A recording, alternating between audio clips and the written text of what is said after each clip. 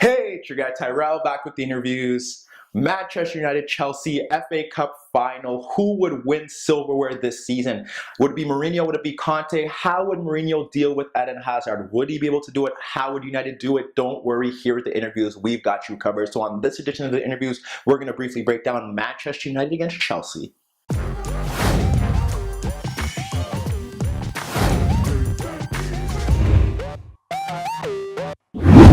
Manchester United Chelsea FA Cup final, Conte against Mourinho. Who would win a piece of silverware this season? We look at the board. We got Chelsea in the blue. We got Manchester United in the red. United switching up their formation this time, going more of a 4-4-2 diamond, or you could say it was more of a 4-3-1-2. Up front, they had Rashford and Alexis Sanchez. Just in behind them, Jesse Lingard, Pogba and Matic kind of as shuttlers, and they had Herrera deeper. Chelsea 3-5-1-1, more of a 3-5-2 at times. Giroud, Hazard up front, and midfield, Bakayoko, Conte, Fabregas, and as wingbacks, Conte stuck with Alonso and Moses. What went right? What went wrong? The last time, or the most previous times these sides have played, it's been about United trying to disrupt Chelsea, trying to get Hazard the game. How would they do that here? How would they set up? Mourinho goes for this formation. What he tried to do here was to ensure that he had a man on Hazard, but to ensure he limited everything that Chelsea did. He didn't want them to build from the back. He wanted to disrupt their play, force them to concede possession,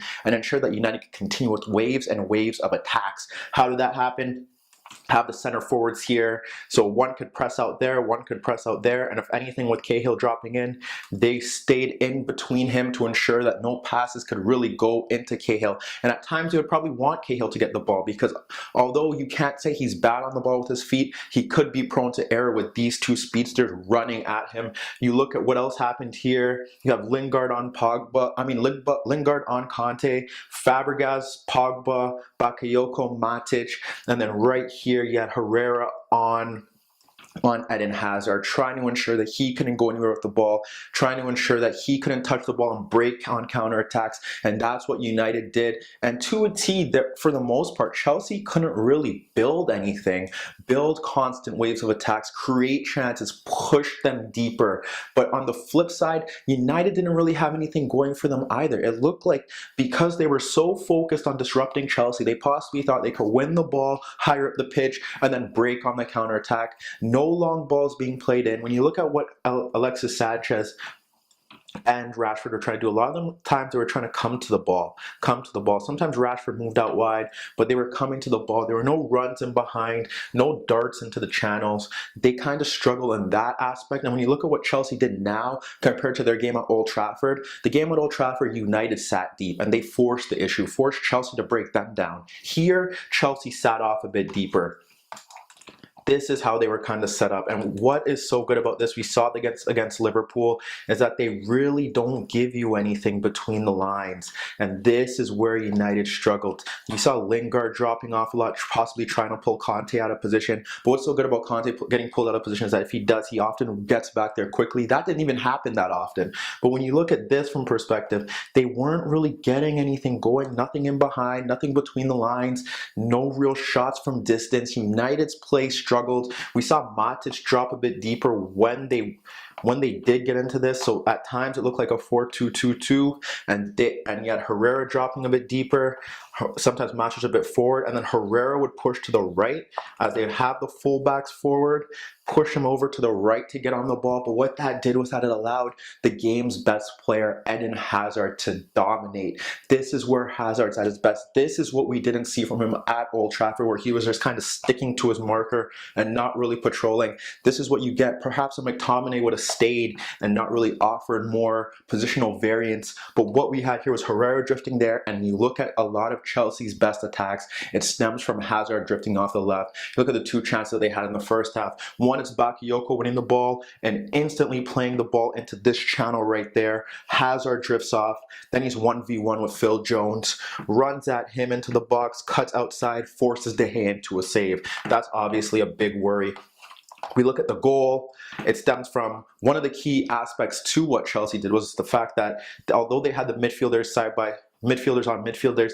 We saw Fabregas drift over to the left for a bit. Perhaps that was to get away from Pogba, and perhaps because of the fact that Matic wasn't really stepping into his marker quickly. So we look at the build up to their goal. It's a Fabregas ball, and it's Jones who does look to start to go to Hazard, but then backs off, and then Hazard's able to pick it up there and run in behind him, and that leads to the penalty there. Eden Hazard, 2 key chances for Chelsea, forces a De Gea save, forces what was the crucial penalty, and he converted it. United, not many chances in the first half. They were forced.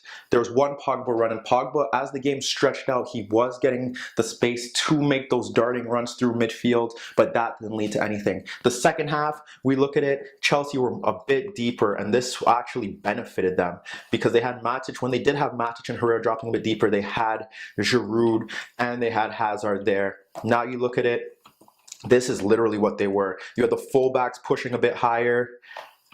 You had Alexis kind of pushing out there. You had Rashford, you had Lingard in here, and it was all bogged down. For Chelsea, the issue here was that obviously the more you sit deeper, the more likelihood of United creating chances. That didn't happen in this regard, although United did create their best chances from plays that were more defensive mistakes than them creating through avenues. But you have to look at it. There were times when they kind of got sucked in and there was space here in the channels, or I mean in the pockets of space just between the lines, where when they shift over you could get on the ball there. But you have to look at it from this perspective, the fact that with them playing so high and then Matic and Herrera kind of joining in the play, Giroud would drop off a bit. There was more space for Hazard to drift off into. He was once again in the second half just drifting off into the left-hand channel. You saw Rudiger play a pass into there.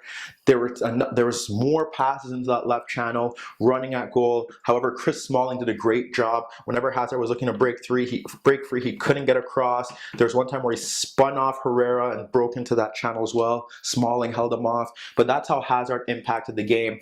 This is what you get from Chelsea. They could obviously do this, but there are times where you do make mistakes, you do concede goals, and this route of attacking doesn't work because, as you could see, Hazard had several chances to get into the box to make something happen, and they only converted one, and that was from a penalty. So that is a big issue for this Chelsea side. It worked out here. You look at United's best chances. One was when Fabregas was dispossessed, and then Rashford was poked in, but Courtois made a key save. And then you look at the other opportunity. This was probably their best chance. It was one of the only times when Lingard did receive the ball between the lines and then poked the ball into Rashford behind Rudiger. Again, Courtois came out and made another key save.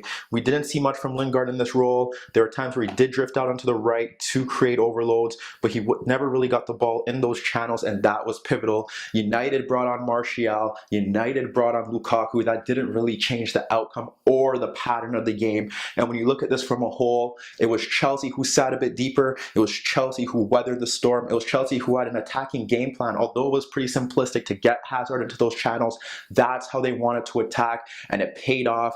And what would be interesting to see is if Chelsea conceded first, because now you'd have to look at possibly United dropping a bit deeper and Chelsea having to go forward to them. And we don't know if Chelsea would be able to score a goal if the roles were reversed. However, they were lucky to score the goal first. Hazard was the key man of the night. And once again, although Mourinho probably did get it right in terms of disrupting Chelsea, their attacking play was once again not good enough for a team at the level that Manchester United want to be. But let me know what you guys think. Meet me in the comments below. Don't forget I upload videos every day, and don't forget to subscribe to my channel. And that was your daily dose of the interviews.